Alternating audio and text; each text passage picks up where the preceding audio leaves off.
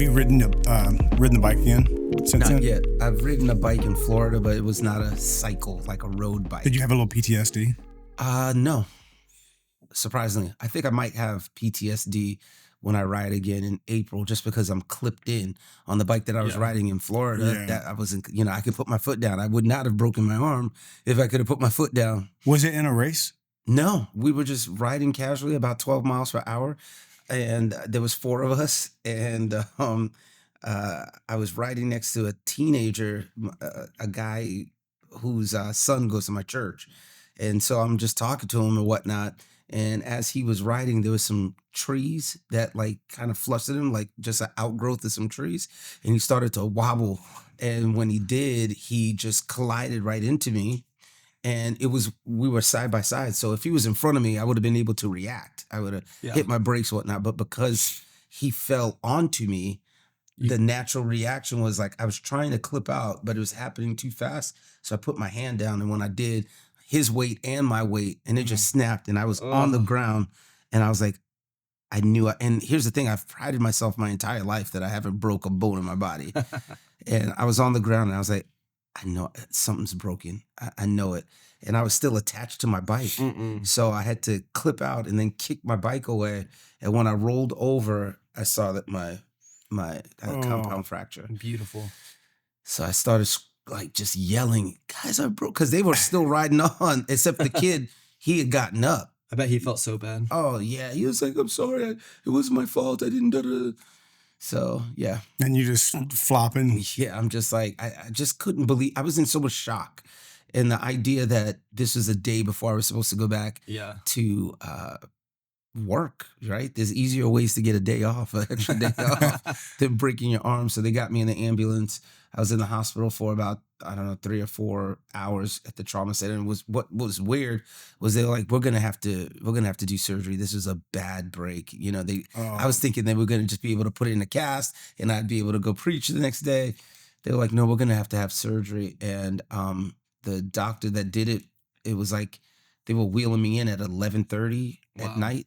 Which I was like, man, I don't want the doctor at 11:30. I want the doctor at 6 a.m. Fresh. You know what I'm saying? Yeah. So I may have a fork or a spatula in my arm right now, but I thought that's what you were going to say about the guy, whoever you were talking about. My father-in-law. Yeah, they did an x-ray and he had a fork in his wrist. Yeah, exactly. Those stories are wild when they leave something in there after surgery. Yeah, exactly. Okay, let me ask you this, because I feel like cycling's gotten big in the past few years. What do you love about it? I've never done it. Yeah, cycling is great because you feel like you're one with the machine. So it's like there's this kind of connection with the clipping in and the pace of it, and you get to control the pace, and it has the adequate amount of pressure and ease. So pressure being like a hill, right? And, inclining, and the elevation that you have to put in all this body work, and yet you could just cruise along. It's a great sport to ride with other people. Conversational.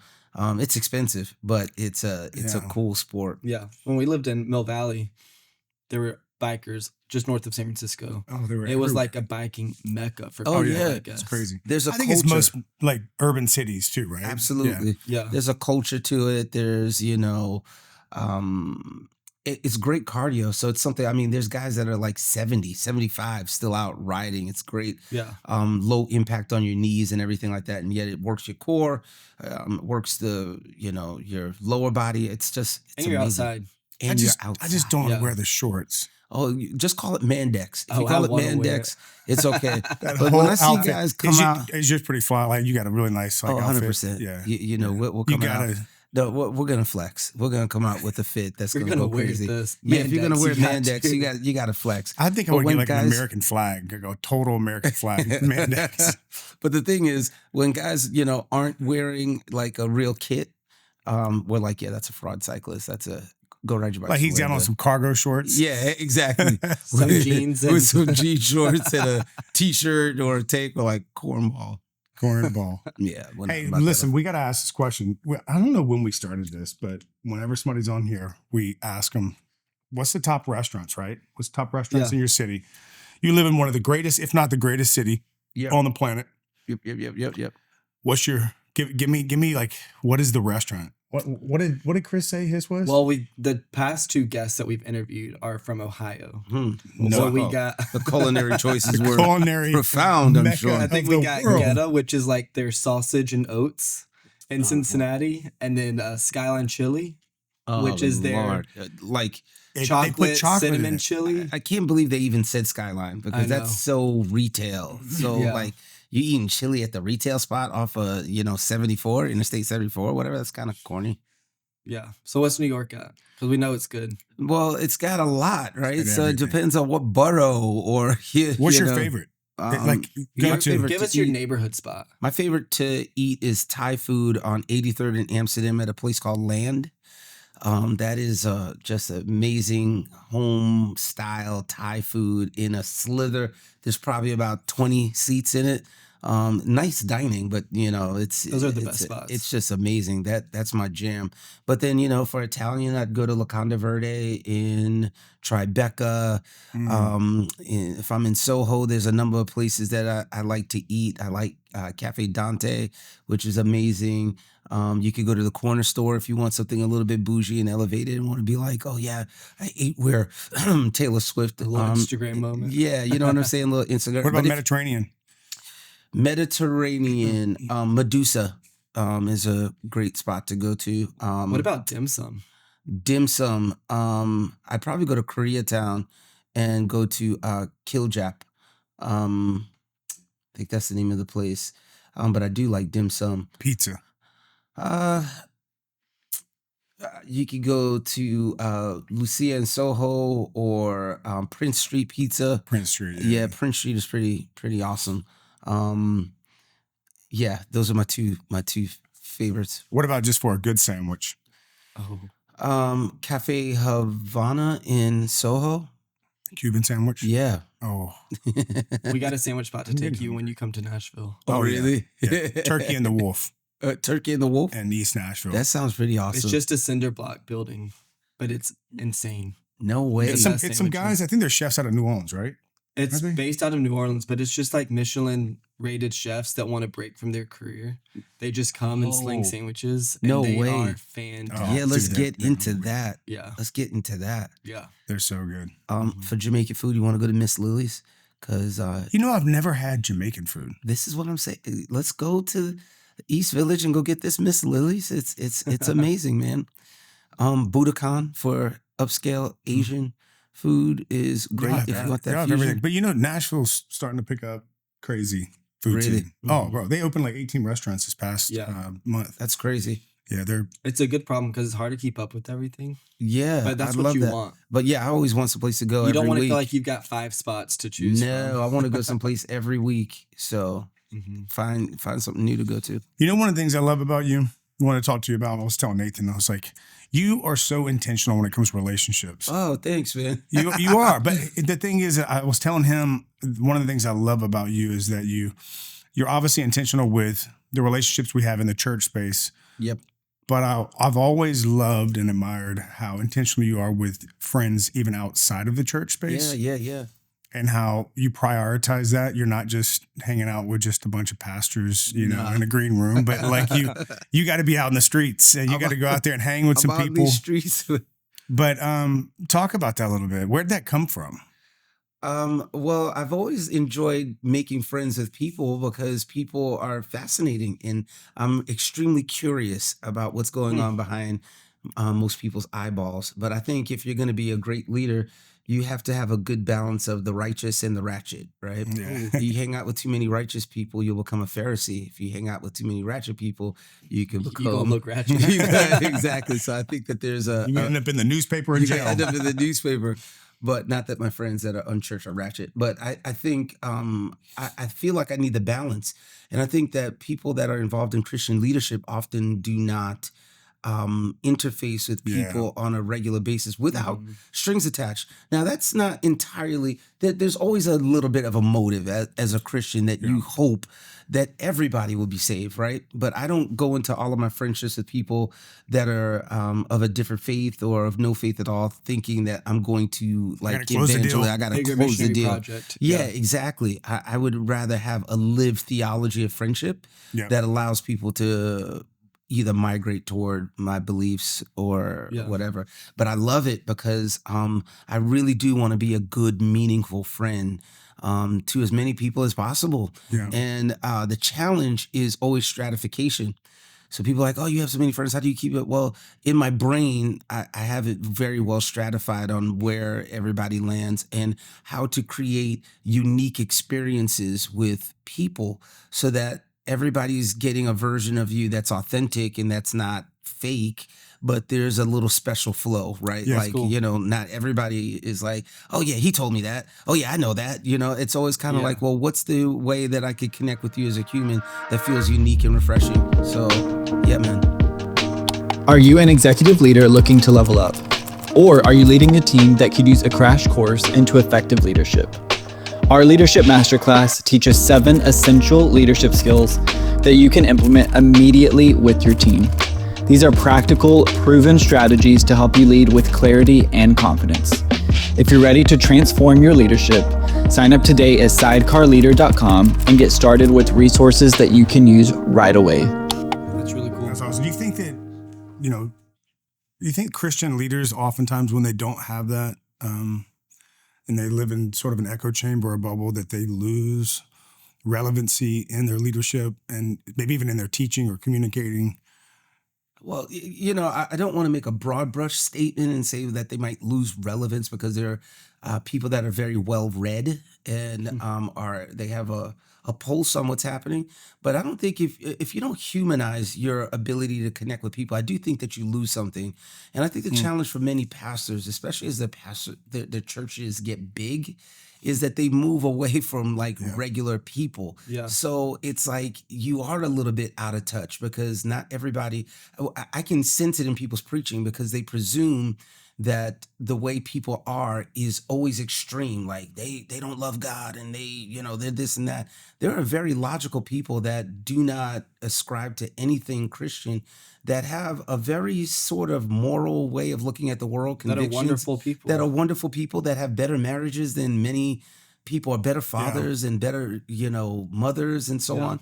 And so there's like this kind of demonization of people when you're not connected with people. Yeah. And when you're sitting around normal people that have everyday fears, concerns, dreams, and ambitions, it softens you to the way you communicate with people. You're a little bit more tender. In fact, I think the reason why so much preaching, and you have to have a certain theology about your Sunday service. Some people believe that their Sunday service is just like to disciple the converted. And I don't know if I'm necessarily angry about that because I do think that Sunday for church is to develop saints, for them to grow, for them to be equipped. But what I think is missing in many church services, because pastors aren't hanging out with normal people, is that they never give a nod to the cynic. Yeah. They never say, hey, if you're here today and you don't believe in the scripture or whatever, or maybe you're here and you wrestle with these things and what this is calling you to is very odd. We're talking to believers, but here's how we want to on-ramp you. And it's because they don't hang out with normal people. Yeah. They just don't. Yeah. One of the organizations that I do work with is a philanthropic organization, and they have a value of stay close to the work. It's easy for, especially in philanthropy, to feel like you're in this ivory tower. Yeah. Giving money to causes without actually knowing what the real problems are because you think you know the answers. Sure. So stay close to the work. And I think what you're talking about for pastors is just like stay close to humanity. Yeah. Exactly. Stay close to the real things people are going through. Have a pulse on whatever it is that people are actually dealing with in their lives. You know what the threat is, Nathan and Jason? The threat is that you delegate away to a congregation something that you don't do. So you want everybody to bring their friends to church on Easter, but you don't bring anybody yourself to church on Easter, great. Right? You want everybody else to evangelize and to talk to your friend. We got to reach people. Well, when's the last time you did that? And without a very immediate impulse to get somebody to church. Like, what about just it's just dope to just connect with somebody. I'm doing dinner with, these guys and I know my neighbors. Like I legit know all of my neighbors in my neighborhood. Yeah. Like when I walk to the gym and all that stuff, I know everybody. I don't say that boastfully. I say that because it makes me feel like a better human to actually be connected with people that I have nothing, there's no reciprocity. So. There was, we've talked about this before, but have you heard there's this proverb or this parable? I think it's a parable or proverb. Maybe it's a proverb. Yeah, it's a proverb. But it says there was a man that saw a monster at afar. And he said, but when the monster approached him and got closer, he realized it was an animal. Mm. And then he said, but as the animal got closer, he realized it was a man. But when the man got face to face with him, he realized it was his brother. Wow. And the proverb is distance creates distortion. I love that. Yeah. And I think everything you're saying, and it's not just me pointing fingers at other leaders. I've seen that at times in my life over the years. I've been in this for 25 years. Yeah. It's so easy to just put your head down and to just build what you're building. Yeah. And not get out there. You know, I think that's great. Mm-hmm. Yeah, I long, to actually hear in some sort of pastoral setting a return and a call back to not only shepherding your church, but shepherding your city by way of loving people and calling leaders to actually, I guess the word would be to be incarnational. Was an older word that was popular for a little while. Bring it back. Bring it back. We bringing it back. You know what I'm saying? So yeah. Anyways. Yeah, that's great. I'm curious because you are so relational. I think it's easy for people to associate someone who's relational with they enjoy the warmth of friendships. Yeah. Which is true. But I think to be relational also means that you're willing to stay in the friendship or the relationship when it isn't so warm and fuzzy. Yeah. And to be able to actually have hard conversations. Yep. Yeah. That can feel like they could harm the friendship, but that actually are protecting it. Yes.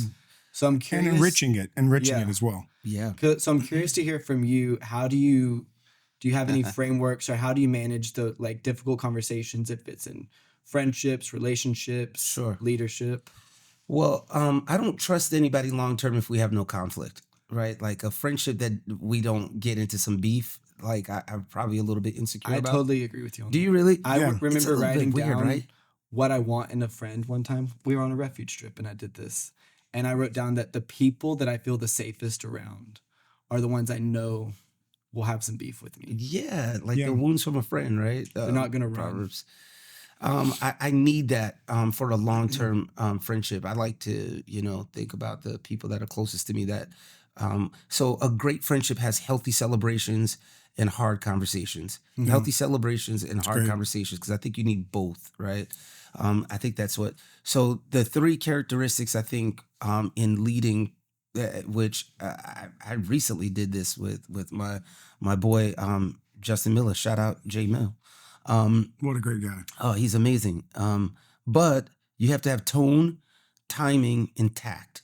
So when I have a conflict, because in every friendship, you're going to have micro tensions, right? Mm-hmm. Like, I don't like how you came at me on that. Or, man, why are you so, what's up? So I've learned that it's not always the right time to address something when I'm kind of hot, right? Like it's the condition of the soul is always at the tip of the tongue.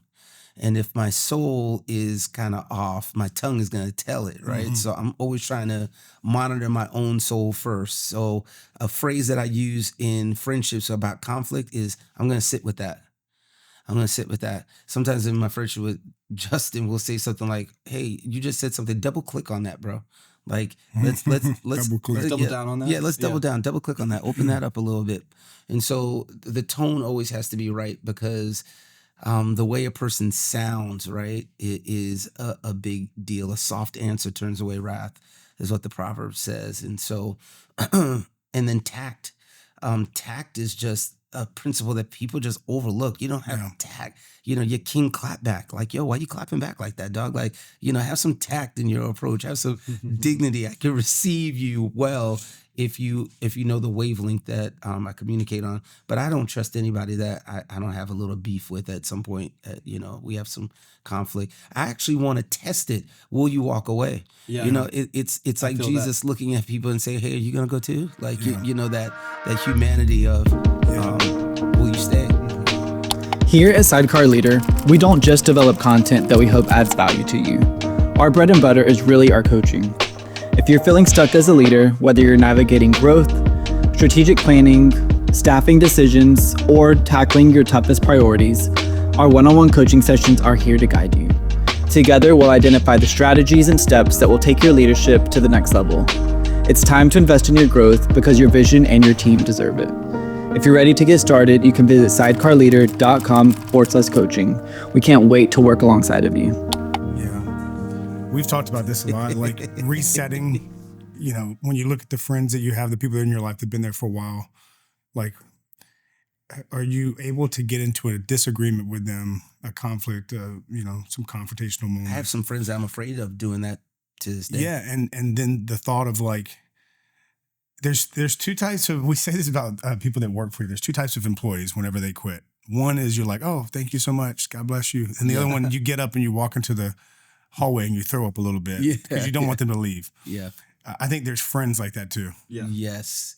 Like, what are the ones that I can get into this conflict with, and come hell or high water, we're not going to throw this away because we have too much in this. Yeah. Like, I can't reset. Absolutely. Like, I can't reset with this person. Yeah. I'm not willing to, or not reset with this person, reset with a new person to try to backfill this role. Like, we've been in this for a while and we've got so much invested in it, But I think some of the relationships that I've had in my life, like the great relationships, they were forged in some of those conflict moments. Yes. Yeah. You and I have had some.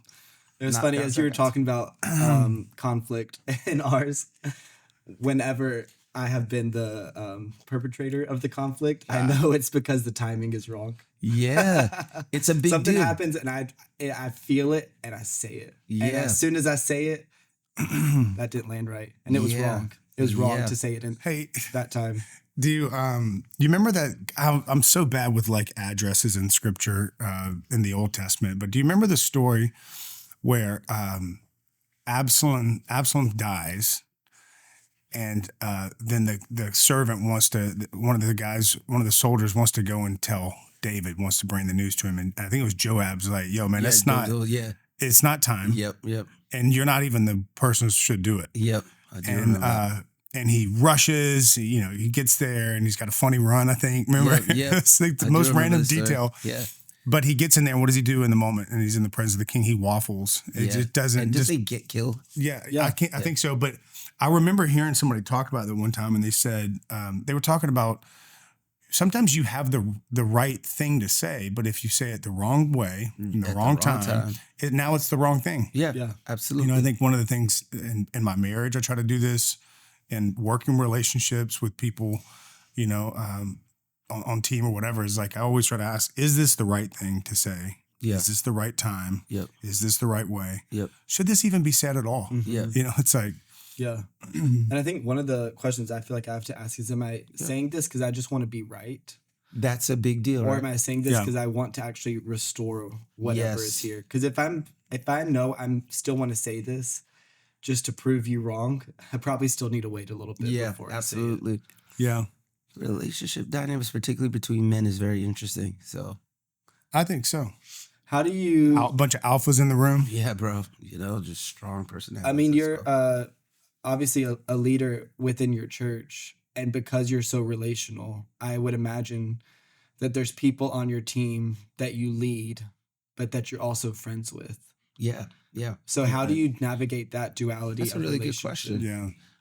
It's a stratification question, or issue rather. And like my pastor says this, which is very interesting. It's their responsibility to know which hat I'm in at a particular mode. Yeah. And if they can't respect the hat, then they're not going to have the level of closeness. So Jim D. Gregorio, shout out Jimmy D, on my team is one of the closest people to me on the planet. There's nobody. He operates as a son in the gospel, as a brother, as an employee. He knows where the bodies are buried. But the truth is he never gets it twisted. I'm always his pastor primarily. Yeah. And even if we argue, and there's never been like a crossing of the line. And if there was, like to this day, if I was very stern with Jim, he would dial it in, not because of like some weird honor thing, like I'm your pastor, because I'm not going to flex that card at all. It's that he respects the intimacy of our friendship, and that means he gets more. Other people on the team, it just takes a period of time on whether I can trust you. And it's one of the things that he's proven that he won't leave. And I think that gives a lot more security for number one, an insecure leader, right? Like I have insecurities about abandonment, and when people, I've grown in my capacity. It used to be when people left the church, they were leaving me, right? Many years ago. But because he's proved that there's loyalty, you get more intimacy through loyalty. Yeah.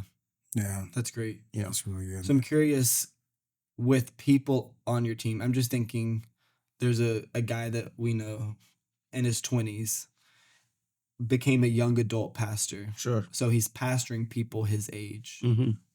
So what would you say to maybe a young leader who the people they're pastoring might be inclined to view you as a friend because of the age piece or other piece? How do you lead in those dynamics while still being relational, but being able to carry influence? Well, now looking back as a 50-year-old man, I think that there might be a hyper attraction to having to feel honored by. So, relational authority is more powerful than positional authority. Yeah. So I think great leaders know how to leverage relational authority. Like I get these young leaders leading people on their same age bracket. Like they didn't call me pastor, and I'm like, so what? That just because a person calls you pastor doesn't mean that you're actually their pastor anyways. Yeah. What matters is, do you have leverage to lead and influence a person? Yeah. Can they submit to your leadership, not what you're supposed to be called? Yeah. So I remember being a young leader, and I got invited back to be the dean of students of the Bible college that I graduated from 2 years before, which meant there was a bunch of people that saw me do dumb stuff in the dorm and, but I had a level of leadership. And now, not only was I leading people that were in my age bracket, I was also on staff with my instructors that used to teach me in class. Yeah. So the duality was like, I have to get their respect because I'm a colleague. Yeah. I'm no longer a student. I am your peer, even though you're twice my age. And then there was younger people. And the only way to do that is to realize what your leadership gift is and how you motivate and influence people, not what they called you. Yeah. Back in the day, that would have been Brother Francis, Brother Wayne, Francis.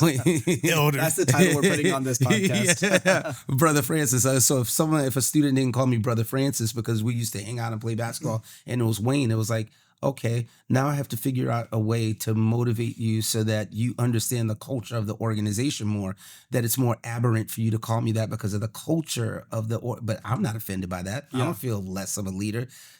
Is your room clean? Because, did you, here's the requirements that I have for you, and I'm going to motivate you. So I think young leaders, do not frustrate yourself by what you're called. The most powerful thing that you could be called is a friend.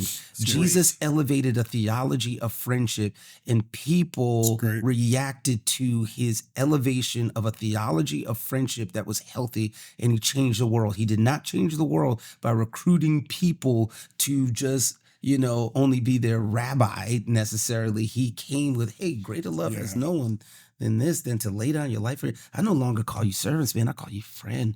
Like, I think that's powerful, So good. There was something I was going to share with you. My God. Talk amongst yourselves while I find this. Yes. I don't know. Here it is. Look, I don't know. Have you seen this? I don't know how accurate this is, but so I don't know the scholarly work behind it, but this was someone categorized all of the major scenes. 43% at the tape. I saw it on Instagram. It was amazing. Primary context of scenes. So the first one is conflict with religious leaders, 12 scenes in the Gospels. Yep. 10% of his ministry.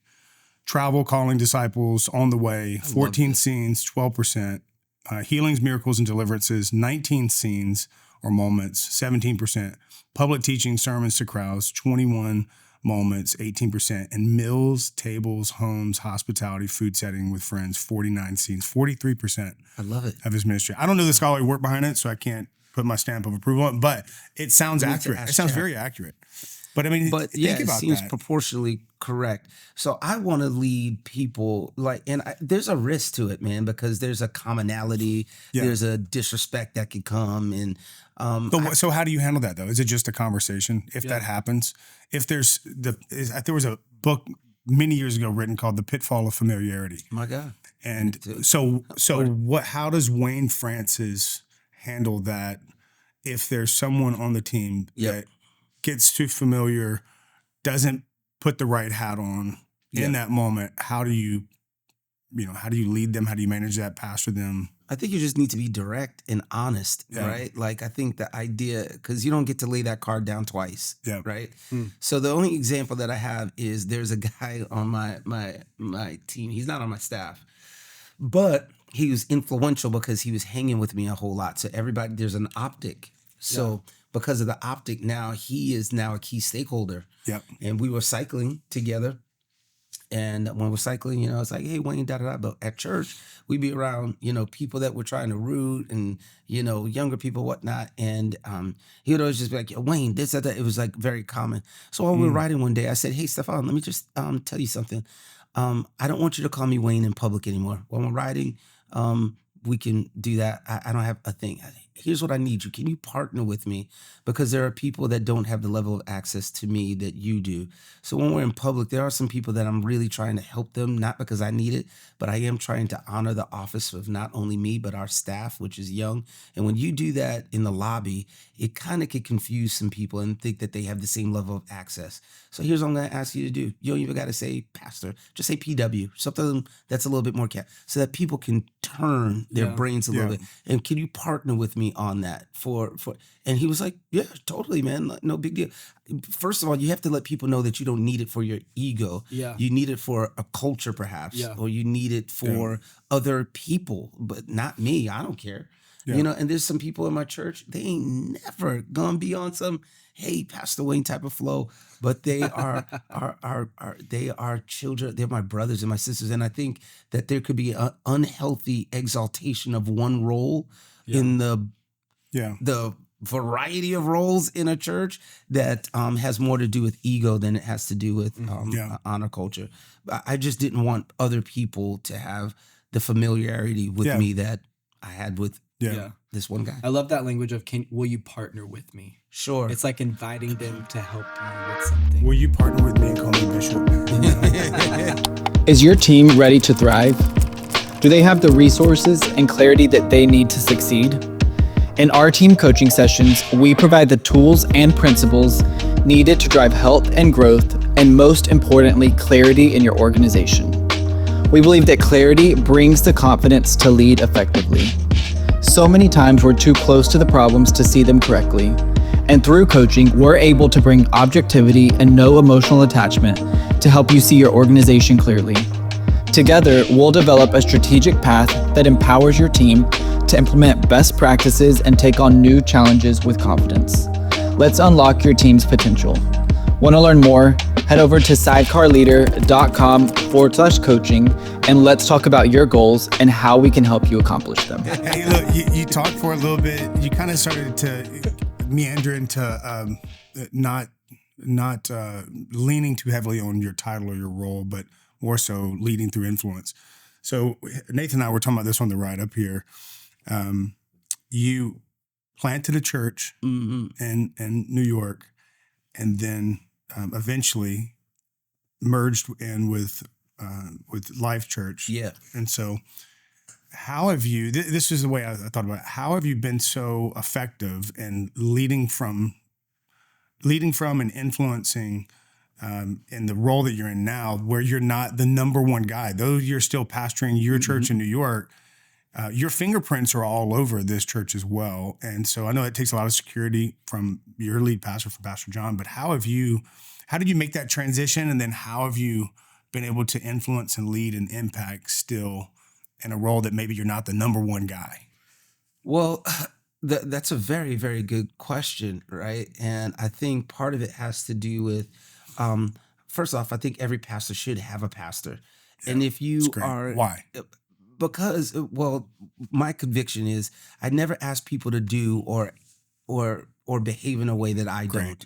So it's like I serve on an outreach team once a month because I'm not going to ask people to go do outreach, and I don't do outreach. Yeah. I have a life group, and it's a real life group because I'm not going to ask anybody to join a life group. I tithe because I have a conviction about it. I ain't going to ask people in the church to tithe and give above and not do it. So when it comes to having I think everybody should have a pastor. And if I don't have pastors, then it's a problem. That's great. But I think what that small nuance does is that there are many leaders that they're not really submitted to anybody, right? Nobody could tell them no. Nobody could say, hey, you're going the wrong way. And for me, it has been the delight of my life to serve Pastor John and Leslie. And I think you can sniff out insecurity. And if a leader or leaders make you feel secure in your gifting, and that they will allow you to be how you are and uniquely wired, then you understand how to surrender and submit parts of you. And you also learn how to leverage the other parts of you that move things forward. It's all the compromise of what do you really want to move in life? Yeah. Do you want to do you want to move things faster because you're the central point? Or are you just looking at life in a big way and saying, well, this allows me to leverage the more meaningful parts of me for the good of not only the whole organization, but also my local congregation. Yeah. And it just came to the point where partnering, again, which is a key word, right? Partnership is amazing. Has accelerated my capacity to do a lot of different things. Yeah, it's amazing to have kind of had a front row seat and watch this. Thank you guys. Yeah, because I've known you for a long time. 100%. And there's not one bit of, because I'd tell you, I'd tell you. I know. You have not edited yourself. You're as much Wayne. You are 110% Wayne. There's no edit. There's no restriction. Let's go, baby. Yeah, you're living your best life other than breaking your arm. I mean, I know, but it's coming back though. I couldn't even do this before. Well, let me ask you this. I saw the other day, that was a beautiful painting you painted. Thank you so much. Was that hard to do with your, my arm wasn't broke then. That was before, right? That was in the last part of my sabbatical. And so that was great. I never painted before, but I thought I'd like to. I have all these images in my head and I'd like to figure out how to get them out. And so I just started. I have 3 that I made during my sabbatical, but I just posted that one because I was a little insecure. But where'd you put it? Do you have it somewhere posted up? I gave it to Justin. Okay. Yeah. Oh, that's cool. You know that you influenced me with mechanical pens. I've gone back. Really? Yes. Good, man. There's something about that analog kind of. Yes. Yeah. Just going and, changing colors when you're writing notes. And it just became a symbol of like, man, what part of me, if I was this pen, what color am I writing in too much? Like there's other sides of me that I just haven't flexed. And painting was one. I was like, if I kept doing this, I might make something that is beautiful, So that's one of the things I love about you though, because when you posted that and said that you feel like that pen describes you, it fit you so perfectly because you're one of those like slashers or like hyphenated people. The multi-hyphenate, but creative. But you also catch them fishing and hiking and cycling outside as well. What do you think like allows you not to box yourself in too much? Or be willing to like explore an array of. Such a good question. Wow, I've never been asked that. I want to be on this pod again. I don't know if it's the ADHD or just the intense curiosity. That's what I was going to say. That I have. From my vantage point, knowing you, it's not the ADHD. It's you are a curious human. Yeah, man. Like from as long as I've known you, when we get one-on-one and we're just chilling.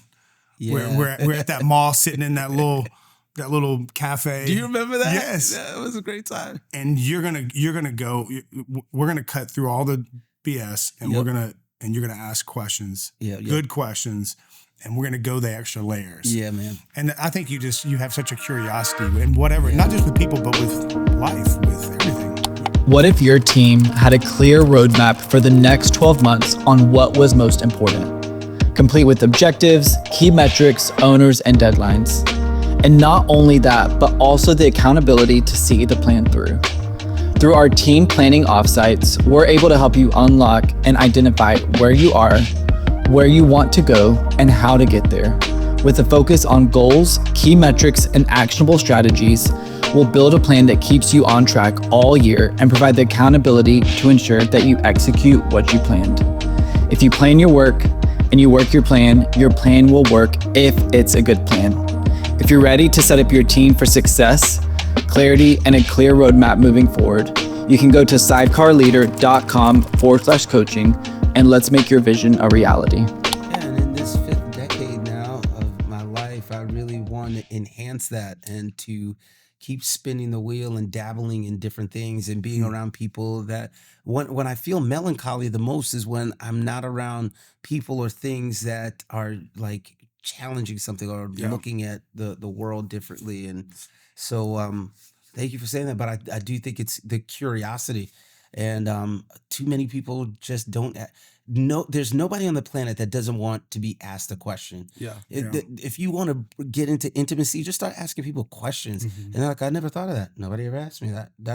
And it's like, man, it's like that proverb that talks about the person that's wise that can pull the well out of it. I can't remember exactly what it is, but yeah. How have you, because I think in leadership in life, it's easy to become critical. Rather than curious. Yep. So how have you guarded against growing critical rather than growing curious? I think it's about curating your criticism, right? Like it's not the abandonment of being critical. It's about being tender. And so if I'm critical of something, I want to be tender with it. I want to ask, why? I think, you can't turn your brain off. And so I think that if you stay in one lane of being critical, you're going to be the person that nobody wants to be around. Right. But I am critical. I'm just not critical with the edge. We always say it's okay to keep a critical mind. You just don't have a critical spirit. Yes, that's a good phrase. And I think that having a critical mind is part of an expression of curiosity. Yes. Because you're thinking, why is it like this? And so you're critiquing it. Right? Yeah, absolutely. So there is some level of a curiosity to it. But it's bad if it goes from here to here. No one wants to be around that. I think we need to be people that are just investigating things, and you're not indicting anybody. You're always inviting people into something. It's never indictments. It's inviting. Like I want to pull you along with this and let's journey. I've got one last question for you. We'll let you run. You go, and then I'll give the final. It might be the same one. So we always talk about in leadership, you can be a thermostat, you can be a thermometer. Yes. A thermostat our thermometer is gonna read the temperature of the room. A thermostat's gonna set the temperature of the room. Yes. And you're someone that I think by nature, you walk into a room and the temperatures are going to go up a little bit because one of your friends is in the room. It's going to be a little more fun, a little more joyful, a little more loose in a good way, in a holy way. Encouraging. Encouraging. Joy, contagious. So I think as leaders, that's what you want to be and ascribe to be, is someone who can help to set the culture of a room. Not always match the culture of a room. Yes. How do you do that on the bad days, though? When you don't feel like you want to be the one elevating the room? Because I think there's that tension of like, I want to lead authentically. But I've also got to lead. So maybe there's some things that I feel that I can't show in this moment. Well, I like authenticity. So like I tell people, like if I'm in the sunken place, I let everybody know I'm in the sunken place today. So just let and that just breaks everybody down to breathe a little bit and laugh. Like I'm just sunk today. People are like, what's going on? I'm like, I hate my fit. Or, or and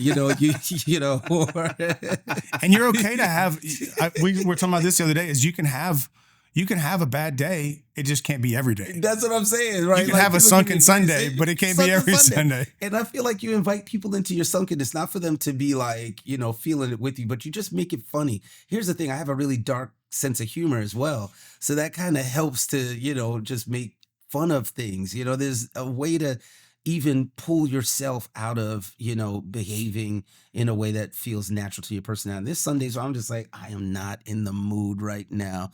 Golly, but you got to lead, right? So it's either I'm going to be honest with the few key stakeholders that can actually help you bring out that thing in you that they know, even if it's temporarily operating for the good of everybody else, or you just invite people into it. Like, hey, I'm sunk today, and the responses are going to be short, and and it's just fun. I'm sunk. That's going to be a new cultural phrase. Yeah, that's what we use. I'm in the sunken place today. I'm sunk. Do you want an easy fun finishing question, or do you want one that's more thought provoking to leave people just hanging. Okay. Can we do both? We'll do both. Okay. We'll do the fun one first, or do that one last. We'll do the fun one first. Okay. If Wayne Francis was a vintage car, what would he be? Ooh, I wish I knew a whole lot. I don't even know why I thought about that. But it was pretty I think cool. I know what it is. I'd probably be some sort of Porsche. I was going to say at Buck Mason in Nashville, that gold vintage Porsche. That's what I'm saying. That's exactly what I You would be great in that. Just classy, you know what I'm saying? Just a little vibe, a little flex. You can still come out with your denim, but you might have like a cuff pant and some driving shoes. You know what I'm saying? Okay, I'm going to finish with this one. I haven't prepped this question, so I got to figure out how to articulate this. Do you remember we did like a golf thing with a bunch of guys on the West Coast. Remember, that was years ago. That was years ago. And so anyway, it was me and you and a few other guys. We were at our hotel hanging out in the hotel room, just chilling, stayed up probably too late. But we started talking about a particular leader that was not there, a leader that's influenced us a lot and really impacted our life. And we were talking about how generous he's been. Oh, yeah. And all these things. And then someone, I don't remember if it was you or who it was, it was like almost a stillness in the room for a moment as we were all contemplating the impact that this leader has made on our life. And then someone said, how do we have to live today so that in 25 years, people are having this conversation about us? Yeah. And I've always just kind of carried that. That was a really cool moment. How do you want people to be talking about you in 10, 20, maybe even right now, behind your back? What do you want them to say about Wayne Francis? I hope, this is something I really hope that they get, that he was a really good friend to a lot of people, that he was loyal. He was hard to get rid of. I love that. He was, just pit bull-like in his ability to stick with people, and that I brought joy to people. I really want to be the conduit of joy and just a really good friend to a lot of people, because I think a lot of people don't have a good friend. Yeah, that's so good, man. I feel emotional saying that because I really do mean that. That's my bag. I really want to be a good friend. Yeah. It seems so just core to the ethos of who you are. Yeah. Not man. stretch. Oh, thanks, man. Well, you've been a good friend to me, bro. Well, I love you. Through and good you've been a times and friend to bad me. times. You see me on some bad days. Remember me on that Zoom call that day? That Zoom call. sunken place. He was in the sunken place, bro. Wayne just looked at me through that Zoom call and he thought, brother. I don't know if I sent you a side text yo, You bro. did. I was like, You're like, hey, what's fix your going face real quick. I said, man, I hate this season, but you were a good friend. That is so hilarious. I'll never forget that. Oh, man. That Zoom. And you're But still thank you for here. having You're me still on. standing by me. So. Oh, of course. I'm never leaving you. I hate and lament that I don't have enough time with you. Yeah. That's the thing, right? In life, the intentionality that's required to mature the friendships that are life-giving. You gotta do it. Got to do it. Well, I love you, man. Thanks so much Love for being you. on Thank here. you It's been both great. for allowing me to be here. I had a great time. This started my day the right way. We'll do it again. I'm actually 100%. With a couple collagen drinks. Yeah, Maybe I'm in about New to go York. mix my collagen for Collagen. my black doesn't crack, but it will crease. So we got It will crease.